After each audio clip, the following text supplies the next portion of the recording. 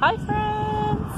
Out here at Unhindered Stables again with my girl Celeste for the next video in our Celeste series for 2019. It's a gorgeous day and I'm super excited to be in here with my girl. Before I get started with her, I just wanted to do a couple points, and I'll try to talk to them fast because I know I end up talking for like 7 hours in my videos, so bear with me. But I did not, when I went out to catch her, I decided that I thought it would be good to talk about that process, since I don't ever really show it on my videos because it's just hard to handle the camera as I'm walking out there. But I caught Celeste in the pasture today, and when I was walking out there, I just had the thought that I have it pretty lucky because most of my horses are pretty easy to catch. Once in a while, one of them will decide they'd rather not, but for the most part, my horses are pretty easy to catch, especially Celeste. But I wanted to cover really quick, if there is an issue with being caught, what I would do. That way, for those of you who are looking at this for information to help with your horse, and you're just getting started, and that's something you are facing, there's no point in really watching the rest of the series if you can't catch your horse, right? So, I have a couple suggestions, and there's a couple things I did that I just wanted to go over really quick. First thing I wanted to touch base on, sorry, I'm just letting the vehicles go by because I know it gets loud on the camera. I just wanted to touch base on the fact that something that I have going for me with my horses is that I go out to just see them and not catch them to work them very frequently. So this morning I went out twice already, once to give a horse medication, and then another time just to hang out with the horses. And so they've already seen me twice today and not had to come in and work. And that builds that confidence that not every time I'm coming out to the pasture doesn't mean I'm going to catch them and bring them in. And so I would suggest that if you have the capability of spending time without your horse, where you're not asking them to do anything, you're just going out there to hang out with them, do it, because that's going to build that relationship and just that idea. Now you might say, well, my horse is fine as long as I don't have the halter, but if they see me coming with the halter, that's an issue. So my suggestion there is, A, when you go out there, don't walk straight to them. Stumble around, look for your car keys on the ground type of deal. I think that's what Clinton Anderson says. Just look like you've lost your car keys on the ground and you're looking for them. But don't make it so obvious that you're coming to catch them. You know, and when you if you do work your way up to them, like, don't just catch them and sneak up on them. Like, say, oh, hi, nice to see you, and walk away. You know, and make them curious about what you're doing and whatnot. So that way they don't see you coming direct line with a halter thinking like, well, I know what's going to happen today. Okay, make them a little bit curious about what you're doing. The other thing that I do is I take the halter out with a pocket full of grain, and I actually offer the halter to all my horses before I catch the horse that I want. And what I do is I hold out the halter, and anyone who sniffs the halter gets a bite of grain. And the idea, I don't always use treats, but I do like the idea. I like the idea of using treats to catch, because it just gives the horses a positive idea about me coming out there. Oh, there's that girl and she might have grain for me. Oh, she has a halter. That definitely means she has grain for me. So today when I went out to get Celeste, I literally walked up to every single horse with the halter and said, here, do you want to sniff this? And I didn't show them the grain. It was still in my pocket. I wasn't saying, here's the grain and here's the halter. I'm going to bribe you into touching this. I just said, if you're curious about this halter, I will give you some treats. They didn't know they were getting treats. Well, maybe they're learning now that they get treats when they sniff it, but they did it before I started this exercise. So I did. I offered it to every horse except for Celeste, and every horse said, oh yeah, I'll sniff the halter. And they became curious about it, and so then I pulled out a little bit of grain and gave it to them, and then I walked away. And that just builds their confidence about me approaching them with the halter, okay? So all of my horses got a little bit of training when I went out there this afternoon, because I spent that time just, you know, building their confidence about the halter. And that also, you know, tells Celeste, like, not every time am I coming out there am I just catching her. Like, I'll show some interest in some of the other horses. And by the time I got done with all the other horses, she was like begging me for her chance. So it worked out pretty well. So I would just suggest, like, if you have a horse that's hard to catch or isn't good at haltering, just take a lot of time to do that. Like, you don't need to move on to the other stuff before that. You want that piece of it good before you move on, because if you don't have that down, if you can't approach your horse and put a halter on them to bring them in, none of this other stuff is going to really matter, because they obviously don't have your confidence yet and don't have the relationship yet. Like, if you want to get them curious about you, because if you try to just sneak the rope onto them or chase them around for 30 minutes and then till they're tired and then catch them, they're just not going to have a very positive idea of coming in with you, because you've already spent so much frustration and time kind of going the other way for your session, so for your relationship. So lastly, and I promise this will be it, I had a bowl of grain ready for Celeste when I came in. I don't always grain. Sometimes I do treats. Sometimes I just do scratches. I just spend some time scratching their belly. But I always do something that when they come in, they get something they like. That way it starts becoming a positive idea to come into the round pen. They're thinking, oh man, we're back to the round pen. That means I'm going to run circles for the next hour. Okay? So make it a positive thing. If you have the ability to bring them in, give them a treat, and take them out, then they're really going to start getting excited about coming into the round pen, where they don't have to do anything. So unfortunately that will not be the case for Celeste today, because I got to get onto some more of my video here. So okay, I hope you guys enjoyed that little piece. I'm going to stop it and pick back up in my next phase of training with her. Hi there. So back again here for the Celeste Series, and I did a little bit of a video, but I don't think I'm going to add it because it's all pretty much review from last time. I just, which is important, remember to always redo what you did to make sure that that's good. And honestly, it wasn't. And that's why you do that. When I started approaching Celeste, I just got the sense that when I would touch her with the halter, especially near her rear end, that she just really wasn't uncomfortable. And that was proving true, not because she was like going nuts or anything when I was touching her, but she just kind of had her eyes and ears kind of not super alert, but a little bit more alert than what she normally would. And a couple times she even was like, no, I don't want you over there, and kind of swung her butt away. And I've been trying just some approach and retreat. And when I retreat, she does lick and chew, so she is learning.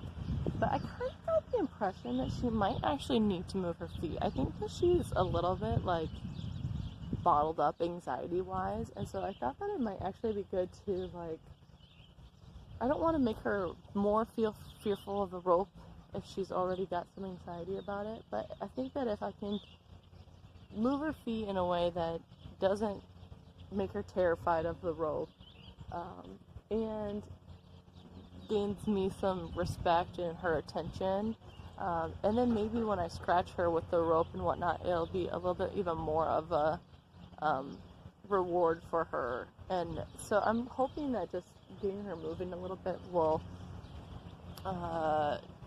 just relax her out a little bit and let her get off some anxiety. So what I'm going to do is just do some basic round pinning work. I always choose the direction that we go. She never gets to change direction on her own. And I'm just going to put a little pressure on her to get her moving. And when she gives me two eyes, I'll reward her by backing off.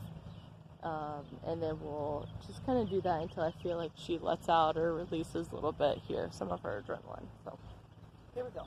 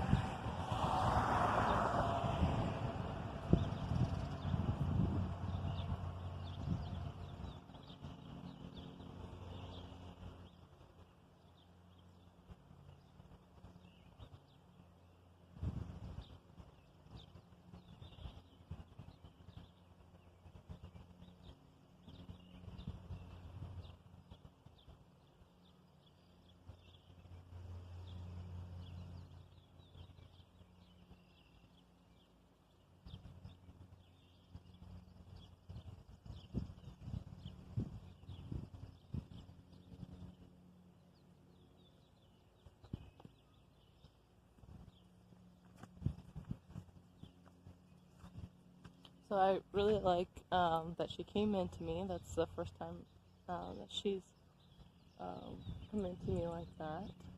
And I like that once I was standing there with her a little bit, her head started to drop and her breathing did get a little heavier. She didn't let out like I was hoping.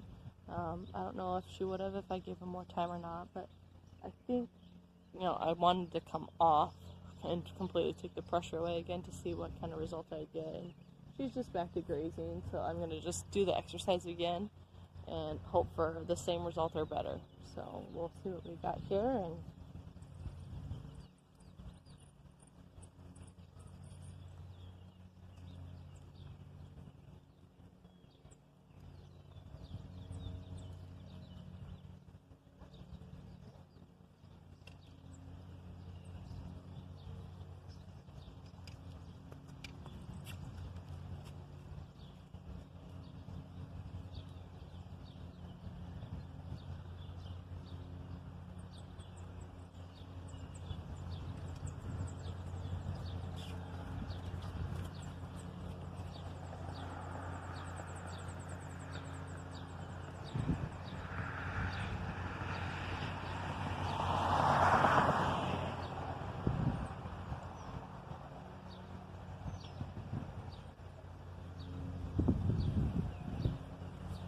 so that sigh that she did there right before I turned to walk away, that was what I was looking for.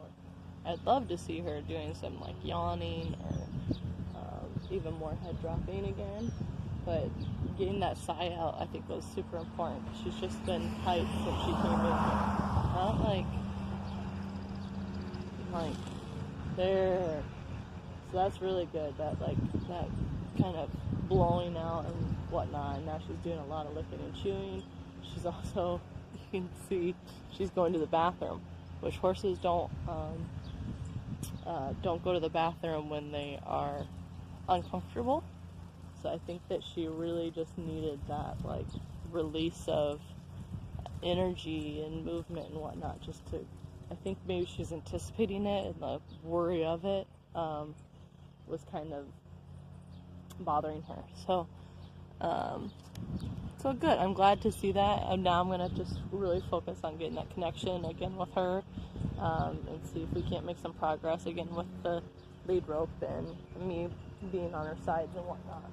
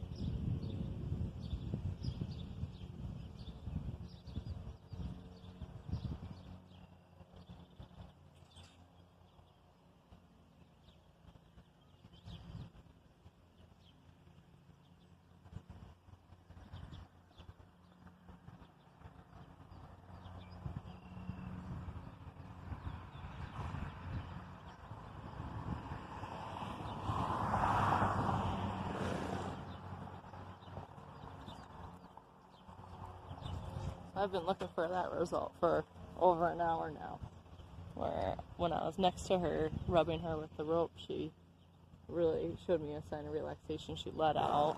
She's still letting out. You can hear her. And that's just her coming down from adrenaline. And I love that she hit that at the point when the rope was on her back, where that's where she was most nervous before, when we started today. And now she's, now I got it to the point where she let out while it was on her back. So that means her brain is engaging that thinking side of her brain versus the predator side of her brain, or the prey side of her brain, sorry. And that happened right at the moment the rope was resting on her back. So hopefully she starts associating those two things, the relaxation and that thinking engagement and that adrenaline release. Hopefully she starts engaging that, thinking of that when there's something on her back and touching her back, and just when those tools are present that I have to use. So I'm really happy with that. I actually worked on that a lot today.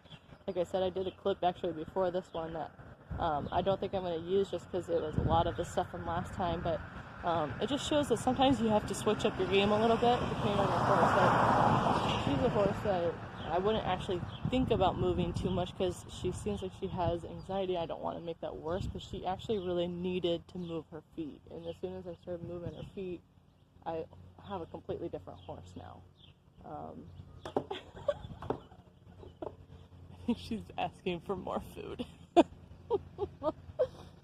So I'm really happy with that, and that's where we're going to end today because that was a really big progress, and I really want to reward that. So I'm going to go ahead and just let her go back out to the pasture, and that's what we're going to do for our second session.